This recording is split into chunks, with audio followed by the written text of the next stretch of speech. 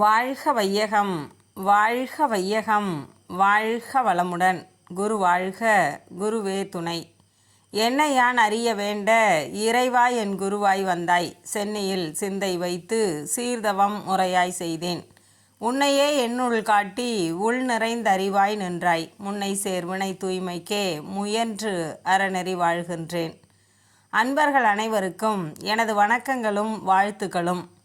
நித்திய அனித்திய நிலை மறவாத ஒத்த உயர்வில் உலகை நோக்கும் தத்துவ ஞானம், தவத்தின் வலிமை, சுத்தமாய் இரத்தம் சுழலும் ஆரோக்கியம், உத்தம வாழ்விற்கு உகந்த நற்செல்வம், எத்தகைய உயிரின் துன்பமும் போக்கும் சித்தமும், செயலில் கடமை உணர்வும், இத்தனையும் பெற்று இனிதே வாழ்வோம் என்ற உயர்ந்த சங்கற்பத்தோடு நாளொரு நற்சிந்தனையில் இன்று பெண்ணின் பெருமை.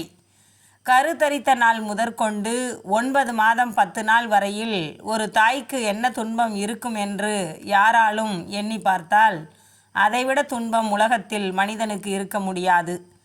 எல்லையற்ற பெருவெளியாகி மெய்ப்பொருள் தன்னில் உள்ள ஆற்றலால் நுண்ணியக்க மூலக்கூறாகிய ஆகாசமெனும் சக்தியாகி சிவம் சக்தி இரண்டின் கூட்டு சேர்க்கையில் விகிதாச்சார அமைப்புக்கேற்ப அணு முதல் அண்டகோடிகளாக விளங்குவதை சிந்தனை ஆற்றல் பெற்ற அனைவரும் அறிவோம்.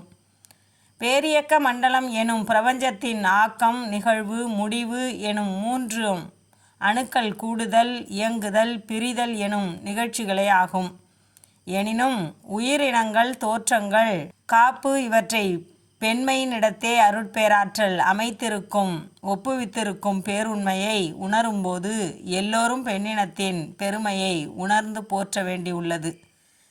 எல்லையற்ற ஆற்றலுள்ள இறைவன் திருவுள்ளமென்ன எவ்வுயிரும் தோன்றுதற்கு ஏற்றதொரு திருவழியாய் வல்லமையாய் பெண்ணினத்தை வடிவமைத்தான் அற்புதமே.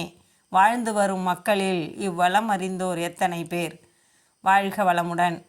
நீங்களும் உங்கள் அன்பு குடும்பத்தினரும் இறை உணர்வும் அறநெறியும் கல்வி, தனம், தானியம், இளமை, வலிவு, துணிவு, நன்மக்கட்பேறு, அறிவில் உயர்ந்தோர் நட்பு, அன்புடைமை, அகத்தவம், அழகு, புகழ், மனித மதிப்புணர்ந்து ஒழுகும் பண்பு, பொறை உடைமை எனும் பேறு 16 பெற்று போற்றலுக்கும் தூற்றலுக்கும் வாழ்த்துக்களே கூறி மறை விளக்கும் உயர் வாழ்வை மதித்து ஒழுக்கம் காத்து மனையறத்தின் ஒளி விளக்காய் வளம் ஓங்கி வாழ்க. வாழ்க வளமுடன். மீண்டும் நாளை சந்திப்போம். அன்புடன், சீதா செந்தில்குமார்.